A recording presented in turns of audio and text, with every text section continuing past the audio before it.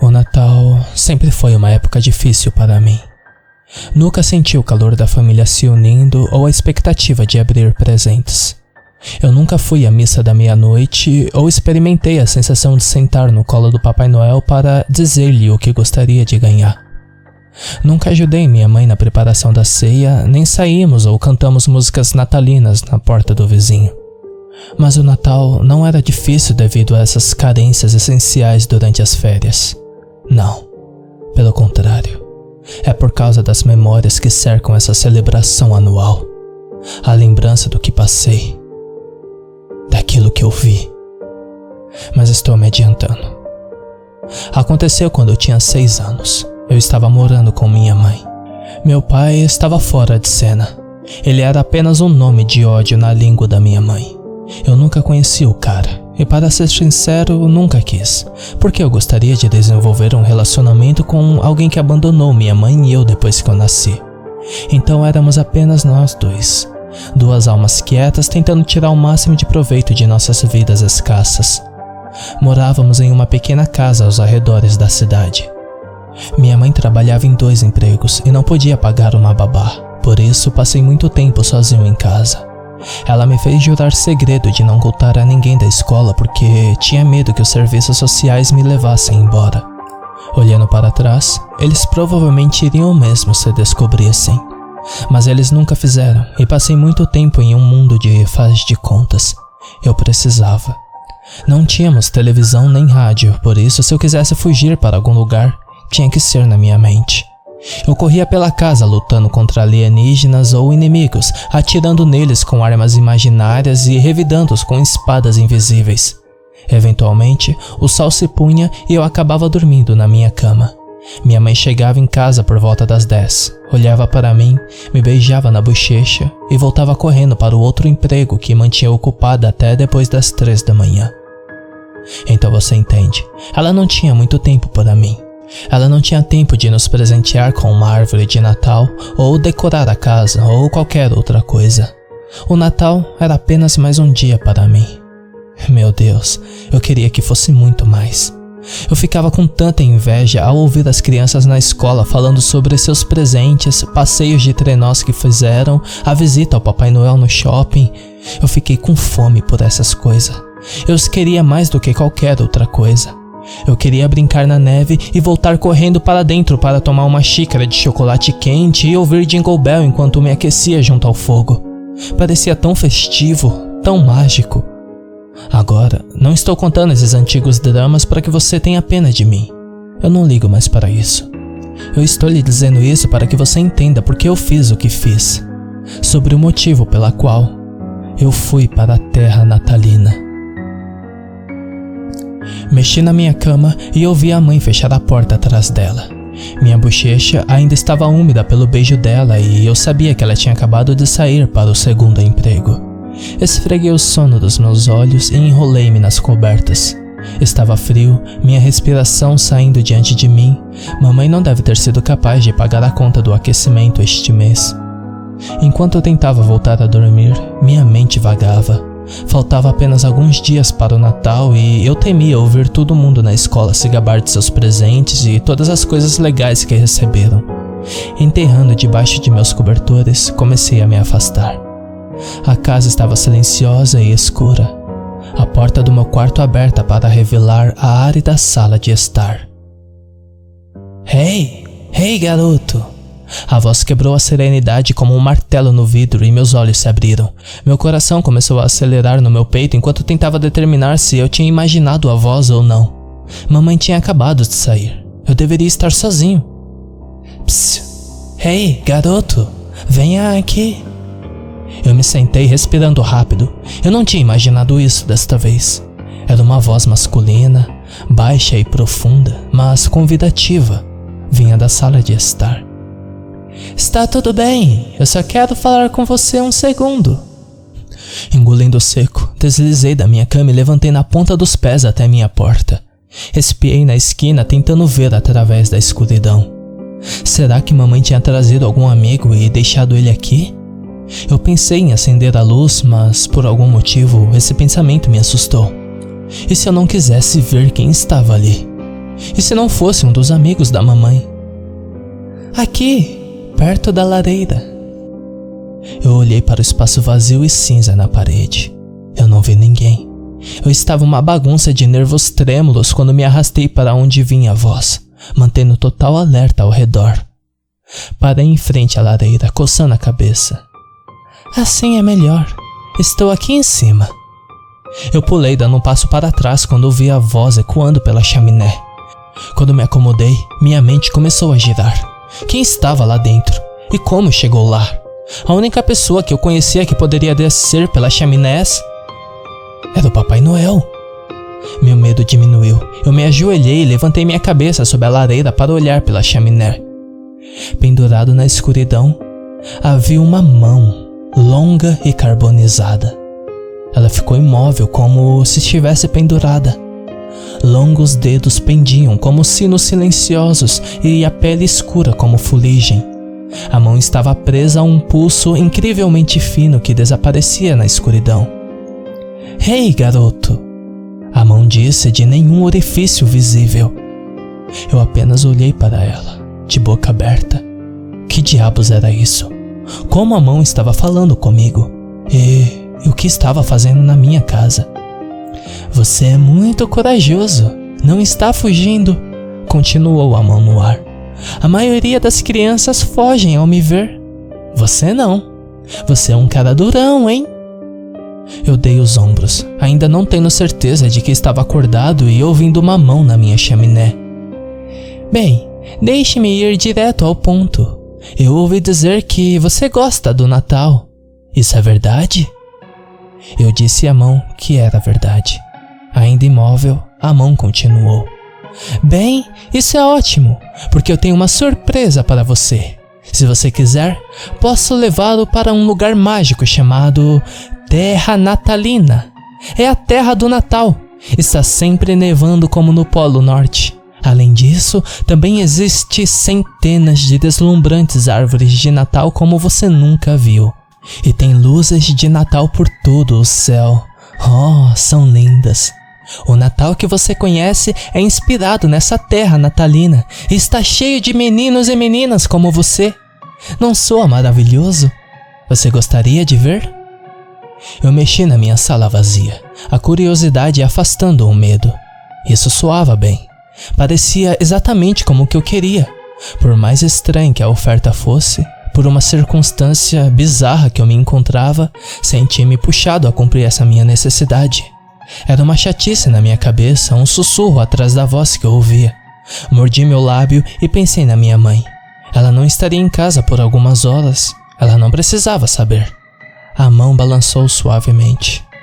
Prometo trazê-lo para casa antes que sua mãe chegue em casa. Você quer ver as luzes? Não quer? Você quer brincar na neve com as outras crianças, certo?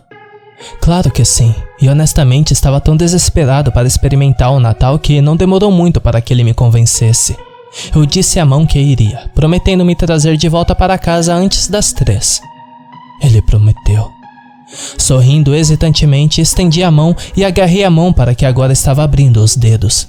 Ao entrar em contato, senti algo sacudir através de mim como uma rápida geada de vento gelado. Ofeguei e ouvi a mão sussurrar algo na escuridão. Leve-nos. Antes que eu pudesse perguntar algo, a mão agarrou a mim e fui levado rapidamente. A escuridão soprou ao meu redor e olhei, meus olhos lacrimejando. Eu podia sentir o cheiro de cinzas invadindo minhas narinas. A chaminé apertando em volta de meus ombros. A mão nunca me soltou e continuamos subindo. Até por muito tempo. Deveríamos ter chegado ao fim da chaminé agora. E então eu ofeguei audivelmente quando uma luz explodiu minha visão e o calor a envolveu em torno de mim. Eu pisquei, o vento rasgando meus olhos, e percebi que agora eu estava caindo. Estava caindo tão rápido e a mão não estava em lugar algum. Estava caindo tão rápido e a mão já não estava em lugar algum. Eu comecei a gritar, percebendo que estava caindo em direção à terra do alto, impossivelmente alto. E tudo estava errado. Tudo errado. Eu esperava ver minha casa ou meu bairro, uma paisagem escura abaixo de mim. Mas onde eu caí, não era nada como isso. Caí na terra carbonizada, nas montanhas empoeiradas. Caía em direção a poços de fogos e terra vazia. Caía em direção a uma massa de algo se contorcendo e gritando. Quando o terror jogou da minha boca, cabelos batendo no meu rosto, vi que estava caindo em uma enorme rede, pendurada na terra, cheia de crianças gritando.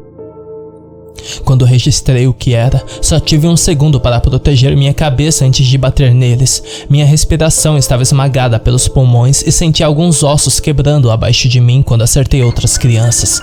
Senti meu ombro gritar de dor e me contorci no topo da pilha quando as mãos me alcançaram.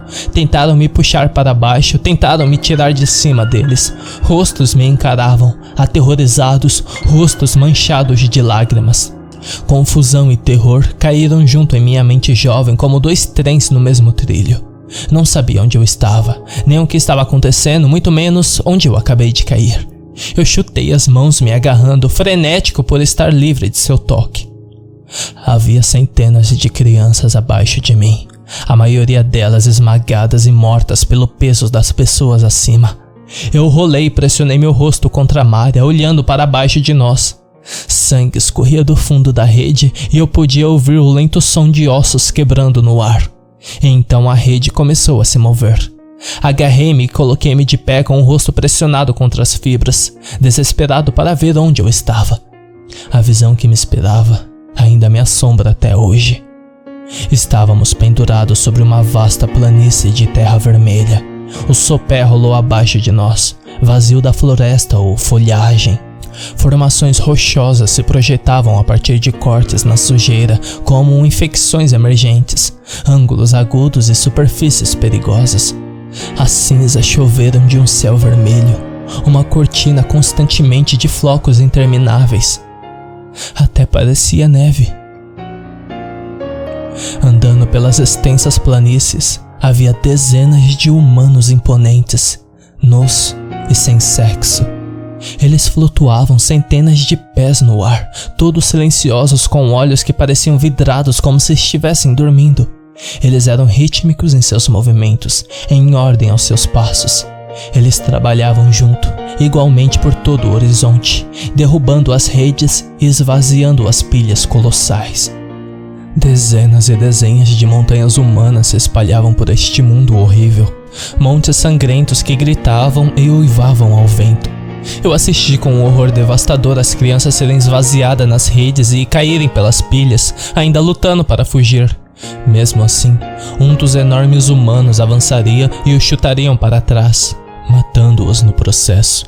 Quando as pilhas estavam altas o suficiente, uma enorme pedra ardente foi colocada no topo para começar uma lenta queima pelas montanhas de carne. Era doentio. Me lembrou uma das estrelas no topo de uma árvore de Natal. A pedra laranja vermelha iluminando a pilha com cores perturbadoras.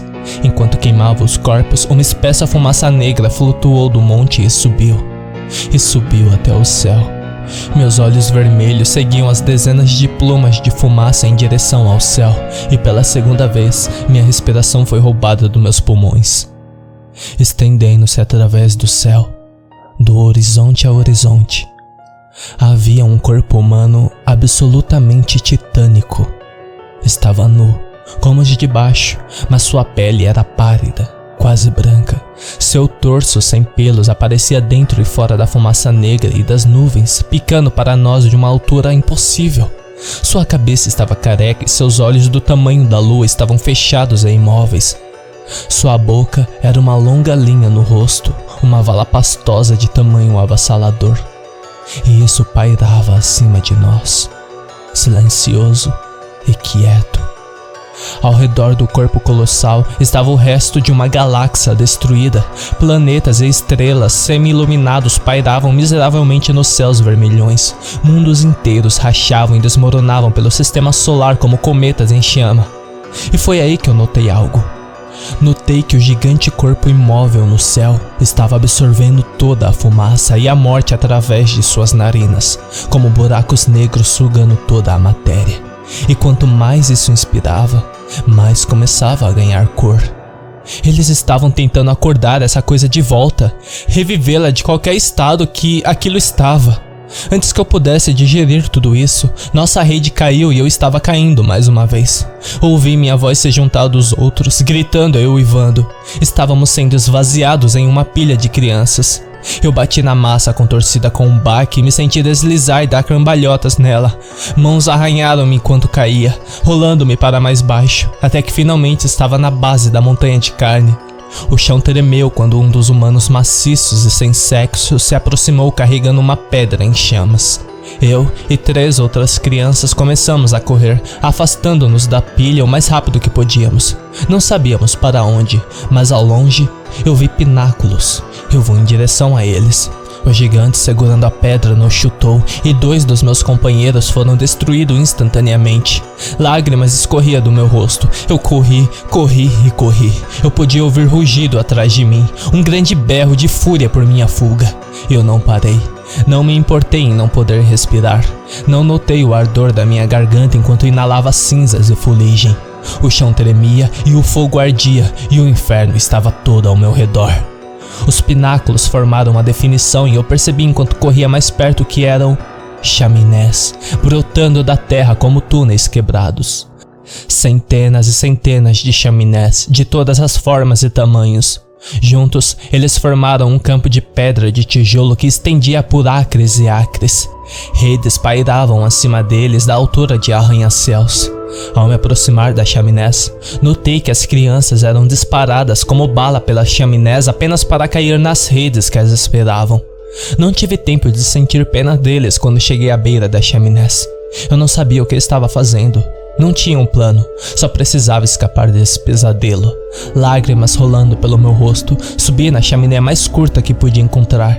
Tijolos arranhando minha pele e tirando meu sangue. Meus dedos arruinados cavaram em pequenos porões e me levantei, chorando, até que eu estava sentado na entrada da chaminé e olhando para a escuridão vazia dentro. Soluçando, rezei e dei uma última olhada para trás. Aquele titã no céu abriu os olhos.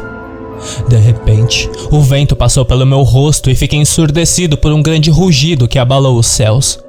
Os gigantes abaixo se ajoelharam e se curvaram, mãos erguidas, quando a própria abóbora do universo começou a se abrir e mudar, sacudindo a realidade em uma explosão de cores e sons.